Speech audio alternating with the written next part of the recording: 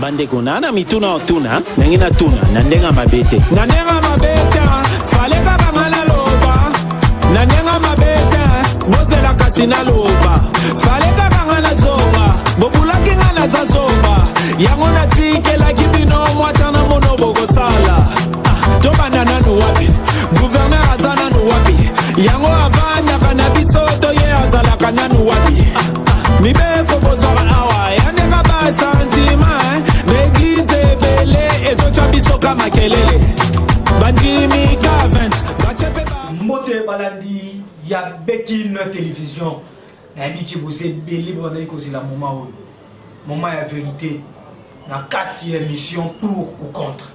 Merci na DG Bello, merci na coordonnateur Pichou Mampouya, merci na ingénieur Grace Kateme, merci na ba collègue Nyoso, maman Francine et les autres. Na pesi bino merci na confiance au Bozopesa biso à chaque instant na émission la biso pour ou contre émission na contre décortiquanga la situation d'actualité. Maramno sozo le kanambo kana biso. Bandeko tous en 4e émission pour ou contre. C'est une émission politique. So na kitisi voix parce que na ma boza na mbata nzembo o ba emba esengo ekoya mawapi koya hein biso tebe kabila soit kei esengo ne ekoya mais pas si au Congola komi komona hey nazo mwana ngo le belango te. Non, on est dans le Bélangoté. Le lot congolais a commis pour vivre n'a pas si na souffrance, il y a moto, il y a criminalité mati. Ba jeune bon on est sur le constat la té. Ba ko mba enlever ta ba ba bengi na famille, ba zwimbo. Et ça passe pour ça Rolina. Et ça passe. Tandis qu'au père d'un étudiant, il y a G3 na Unikini. Alors ça travail na yé TP un policier quand Nicolo a cachiné hein bande kota Nicolo a cachiné le quoi 100 francs bon ba mo ba la na passe on ba mo ka musu ba chango za gratuit mais biso ba teke la biso jeune wana kufi na ba information to za na moi ba parents na ba na Kasai na zo mituna minutes aux parents n'aient tani et ça passe. Le lieu sous la commune à Bandal, policier trop ma commandant n'a Nicolas n'a qu'un maman Nicolo à cache n'a pas été ça si vous êtes commandant. Cache-les. Est-ce que ce gouvernement est ce que cache-les a gratuit? Bon maintenant les sous-bas. Et ça passe. So il te le dit vérité ba okanga biso lokwa Jacques Ndala mais to yebi ke prison za monda kuna biso to ba journaliste to ba ma bilo côté to za ba congolais avéré ndenge to boya Kabila au sa 3e mandat tu sais que neve to côté le malé to boya au sa la 2e mandat on défier peuple a souffrir so ba conseiller no ba pembe no ba lo bana oté ngage non ferré na zu courage à lo bana yo que peuple a souffrir. Il y a une 4e émission à biso pour ou contre. Na yambi mon amboka Jackson, c'est un jeune comme moi, un jeune courageux. Azar président mouvement la libération totale pour le Congo. Azar un jeune avéré. Quoi limite pour tika parti pour créer pour notre intérêt général. Mon avocat Jackson, bonjour. Bonjour, monsieur les journalistes Gédéon. Merci pour notre temps accordé. Biso, on a vu que vous en avez occupation belée, mais vous accordez biso moins de temps pour de décortiquer nos sujets d'actualité. Merci. Nous remercions nous féliciter une fois de plus pour notre émission à Bino. Pour au contre, vu que pour la Makamboka, on ne s'est pas limboka. En ce qui me concerne, je suis le leader potentiel. Président, il y a un mouvement pour la libération totale du Congo. Le mouvement Nabiso, ça date de 2013. Les alliés, mouvement Odokreaki, l'État Tosaki élève.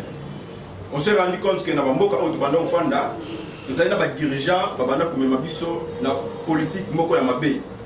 Au lieu de revendiquer le droit na biso, parce que l'autorité morale a lobby parce que mon intérêt personnel. Intérêt personnel. Alors yo étudiant, yo élève, moi je revendiquer le droit na route.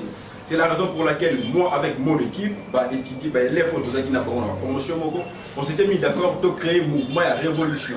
C'est-à-dire nous sommes des jeunes révolutionnaires. Les temps que nous avons M23 en 2013, tout est là, et ça l'a vu passer. Les temps, nous avons l'adolescence, nous avons écouté ma casque comme militaire, mais ce n'était pas une bonne idée pour nous. C'est la raison pour laquelle moi je me suis engagé de continuer la lutte de Patrice Emery Lumumba. Notre DG, mon Amboka Jackson, biso na stoyebi makambozo le kanamboko. Semaine yaki semaine mort tragique surtout bino ba étudiant. Moko na bino. Ba bomaki à bout portant. Sans même qu'on pensait que adapter na famille. Tant on yoka ki nouvelle wana. Et ça là qui on a ndengeni pe okoki ko loba nini na ba autorité na biso. Bon, mais c'est les journalistes, ils ont passé. Ils ont vraiment passé dans Mawa. C'est que tout le monde a continué. Parce que tout ça, 18 ans de dictature, il y a M. Kabila. Et on croyait qu'avec son excellent Tshisekedi, les choses pourront changer. À notre grande surprise, tout le monde a la continuité. Il y a Bouzoba, il y a impunité. La police nationale congolaise, nous avons compris que on dirait que un problème éthique et déontologie. Soit que respecter le serment à Bangote. Comment imaginez-vous un étudiant en plein tournage?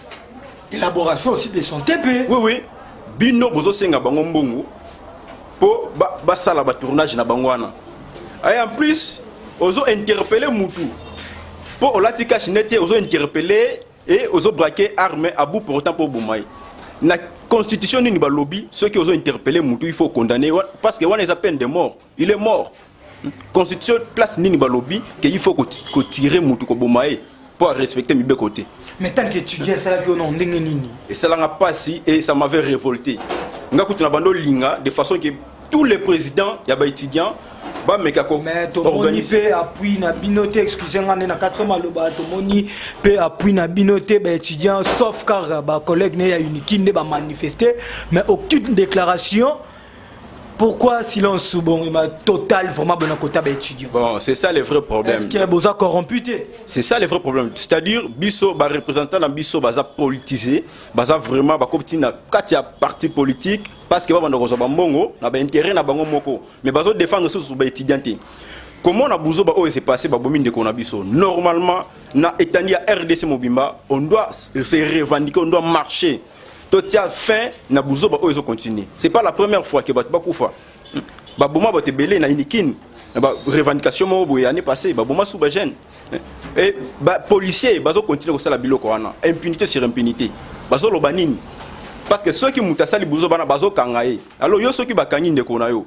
Yo il faut tirer les leçons. Ceux qui tirer les leçons, c'est-à-dire que ba yebi ba politique au salaka. Ceux qui légitime défense. Ba bipe policier on pa kimaki ba tsali o kangaye jusqu'à présent to yebi pe identité na été tozo ba que na niveau à la police. Bah, policier nion son inspection générale à la police. Est-ce que bah, policier nion seulement bah, ça identifié? Vraiment, c'est aussi ça le problème.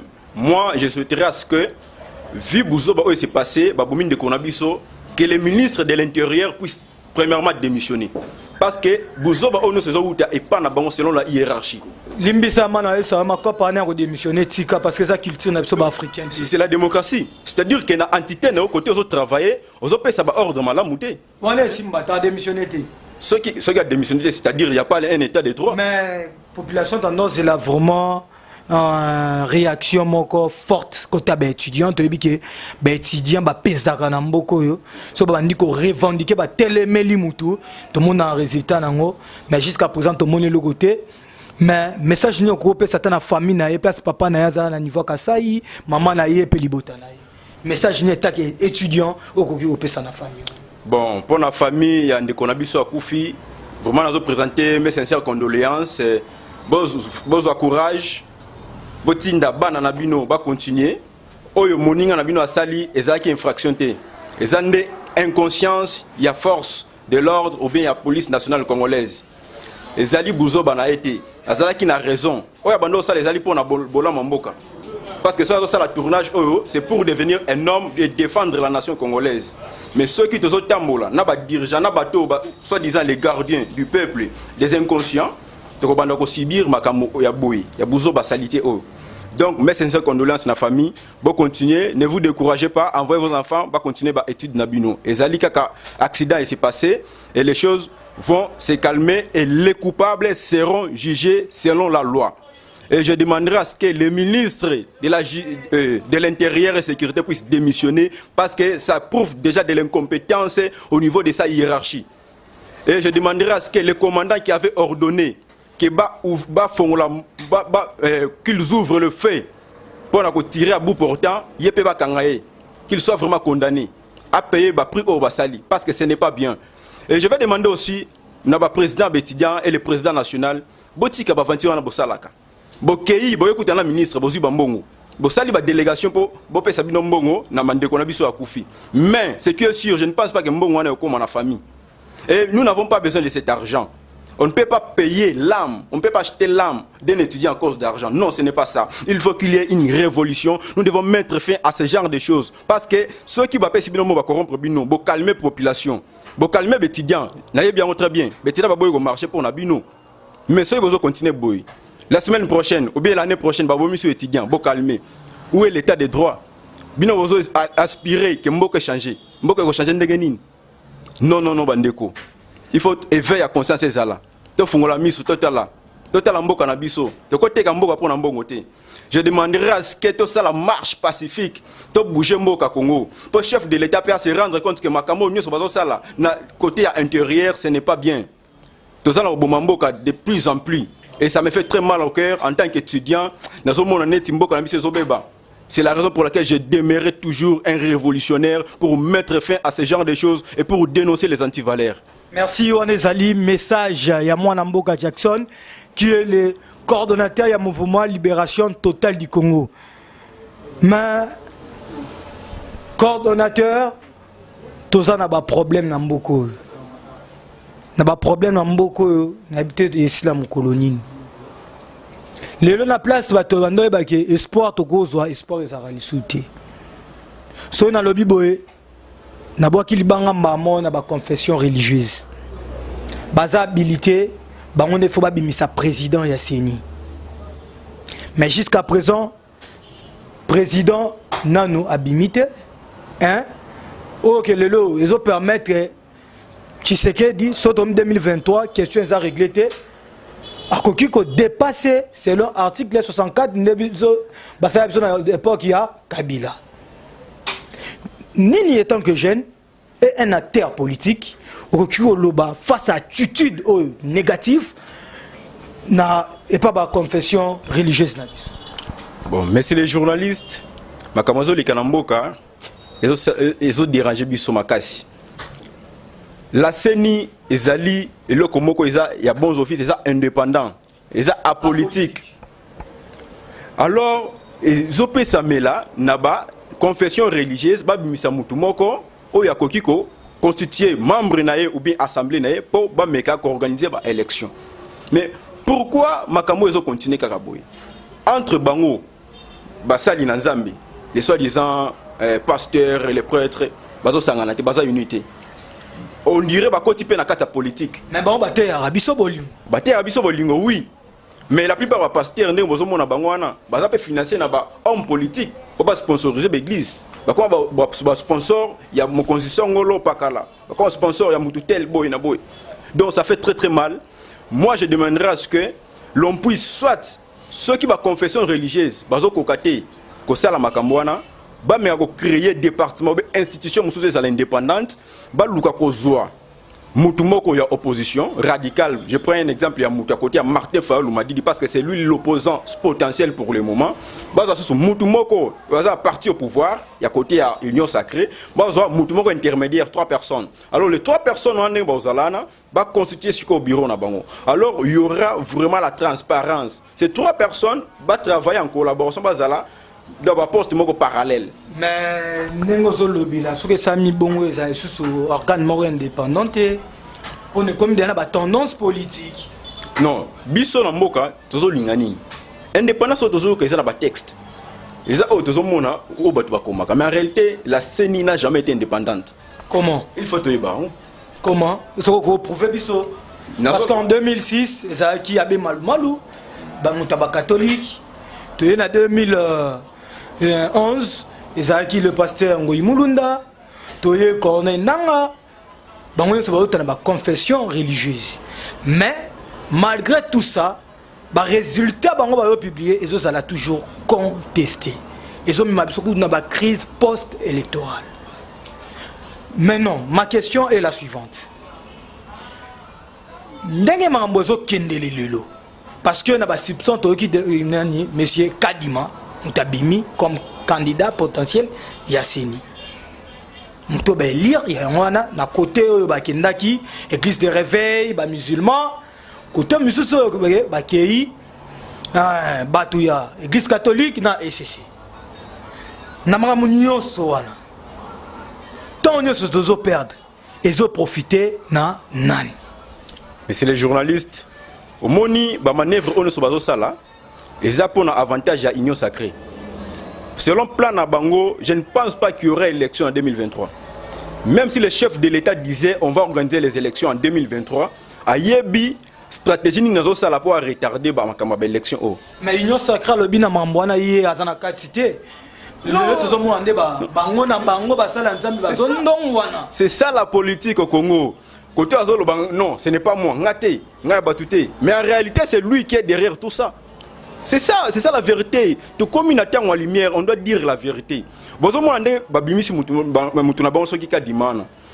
Les opposants potentiels vont s'opposer à ça. Mais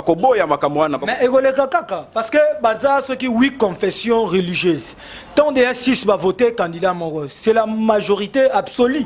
Oui, selon les textes, non, selon la constitution, à Koleka. Mais selon la logique des choses, c'est-à-dire que vous avez facilité tricherie. Mais tant on est sur les cas, il y a un problème dans les ça. Ils ont profité de nani. Pour le lot, vous avez 2023 élection il faut ça là. Mais ceux qui c'est ni les lots, ils ont constitué l'élection pour ça la ngondengeni. Tant les cas, chef, on a cause là, la profit à Union Sacrée, vous continuer, vous le glissement indirect. Parce que on a fait aux appels à terre Machadar, le président reste jusqu'à nouvel ordre. C'est ça non? Constitution les babongo. Il bien qu'on lui conseille les babongo. Donc